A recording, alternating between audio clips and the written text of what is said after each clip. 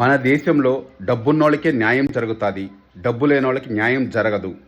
అన్యాయమే జరుగుతుంది. డబ్బున్నోడు ఎటువంటి తప్పు చేసినా తప్పించుకుంటాడు అని చాలా ఉదాహరణలు ఇప్పుడే 2026లోనే కనిపించాయి. లింగమనేని కొడుకు గారు, ఆయన జనసేన ఎంపీ ప్లస్ తెలుగుదేశానికి ప్రీతుడు, చంద్రబాబు నాయుడికి ఆప్యాయుతుడు. ఈయన కొడుకు యాక్సిడెంట్ చేస్తే స్టేషన్ బెయిల్తో ఇంటికి వచ్చేశారు. అదేవిధంగా ఇంకొక ఆయన బండి సంజయ్ గారు, బీజేపీకి సంబంధించిన ఆయన, ఈయన కొడుకు పోక్సో కేసులో ఇరుక్కుంటే బెయిల్ కోర్టుకి వెళ్ళి బెయిల్ తెచ్చుకున్నారు. ప్లస్ కోర్టుకి వెళ్ళి ఆయనే నా పేరు మెన్షన్ చేయకూడదు నా కొడుకు కేసులో. తండ్రి పేరు మెన్షన్ చేయకుండా కొడుకు కేసు ఎలా అవుతుంది? తండ్రి పేరు ఖచ్చితంగా మెన్షన్ చేస్తారు కదా కొడుకు, దాంట్లో తప్పేముంది? దాంట్లో తండ్రి పలానా అబ్బాయి కొడుకు ఇతను తెలియాలి కదా. లేకపోతే భారతదేశంలో పాకిస్తాన్ వ్యక్తి అతను బీజేపీ అడిగినట్టే ప్రశ్న అడిగితే. ఇది పరిస్థితి, మన దేశ పరిస్థితి. మరొకటి రామోజీరావు గారి కేసు ఈజీగా కొట్టేసుకున్నారు. ఇయట అక్రమంగా డబ్బులు వసూలు చేశారు ఆర్బీఐ నిబంధనలను వ్యతిరేకించి.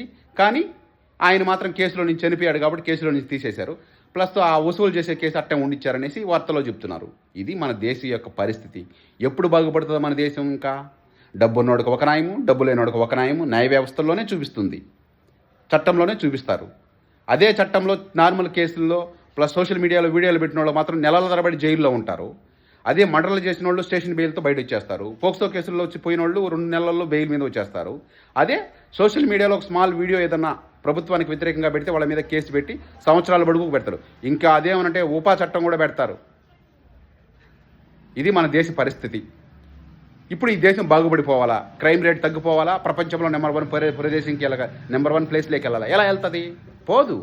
దేశం ఇంకా దిగజారిపోతుంది. ఎందుకంటే ఎవడు అధికారం కోసము ఎంత కిరాచకానికైనా దిగజారుతారు. రాజకీయవేత్తలు డబ్బు కోసం ఎంత దోపిడీ చేయడానికైనా కదా ముందుకెళ్తారు. కొన్ని ప్రజలు బలమున్నోళ్ళు ఏం చేస్తారు? మిగతా బలహీనులంతా ఈ బానిస బతుకులో బతికి సావాలా? న్యాయంగా పోరాడి బతికేదానికి చట్టం పనిచేయదు కదా. ఎందుకంటే వాళ్ళకి బెయిల్స్ రావు, జైల్లో సంవత్సరాల వరకు మగ్గుతారు. ఇది వాళ్ళ పరిస్థితి.